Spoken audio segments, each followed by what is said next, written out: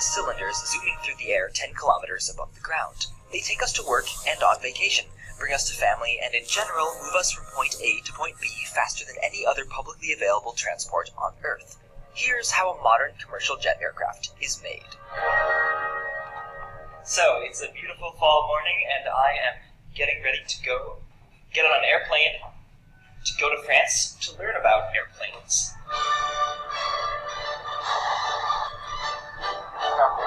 I flew to Europe to visit the factories, research, and design facilities of Airbus because they wanted to give me and you a behind-the-scenes look at their newest airplane, the A350. Here it is. But before the first flight happens, even long before the first rivet is set, a team of thousands of engineers and designers spent years developing the design for both the aircraft and how it'll be manufactured. They have to take into account the desired passenger capacity, the range and speed of the plane, passenger comfort, requirements for landing and navigating airports, flight controls, fuel efficiency, how and where materials and parts will be sourced and produced, and a million and sundry other details. Over the course of the design, engineers use computer simulations and wind tunnel models to test the aerodynamics of the aircraft in its takeoff, cruising, and landing configurations, and even use scale model engines powered by compressed air to understand the wing-engine interaction.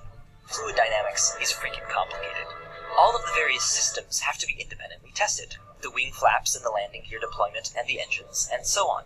They even shoot several dead ducks into the engine at high speed to make sure it can continue to provide thrust if it encounters a flock of birds. Once a plane is designed, the parts, all 2.65 million of them, have to be manufactured and assembled, some by Airbus itself, and many, like the engines and landing gear, by outside contractors. In the case of the A350 aircraft, the wing tops and bottoms are made in an additive process using carbon fiber-infused resinous tape, which is then cured in a massive oven until it becomes stronger and lighter than steel. Let me say that again. That is going to be an airplane wing, made out of tape. The wing boxes are assembled and fitted with electrical, hydraulic, and fuel systems, painted, and then the flaps, slats, and ailerons, the things they use to steer, are added. The ginormous tail fin is constructed in a similar fashion. The fuselage, and rear pressure bulkhead are built separately, again out of carbon fiber composite materials, and are wired and outfitted with instrumentation and hydraulics. The nose of the aircraft is added, and then all the parts built off-site are flown by a special and hilarious-looking airplane part-carrying airplane to the final assembly line, where in a single stupendously massive hangar, the fuselage pieces are fastened together, the wings are connected, landing gear installed, auxiliary power unit put in place, vertical stabilizer and horizontal tailplane are attached, seats and ventilation and cabin and cockpit interiors are installed, etc. Finally, at the very end, it's time for the engines. They're the most expensive part, so they're put on last. The plane then undergoes in-flight testing to make sure all the systems are working as intended.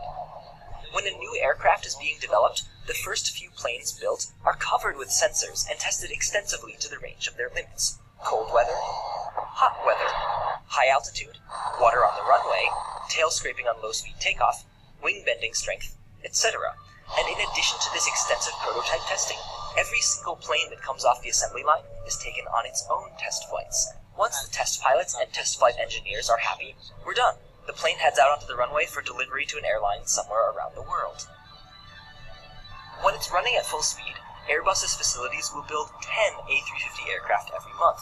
That's one plane completed every 2 working days. It's a pretty amazing feat of engineering, manufacturing, infrastructure, and technology.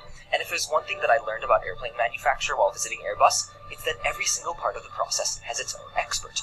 There are air traffic control experts, seat experts, wing flap experts, wind tunnel engine model experts, and even carbon fiber recycling experts. All so that you and I can get from New York to London in a few hours instead of a few days.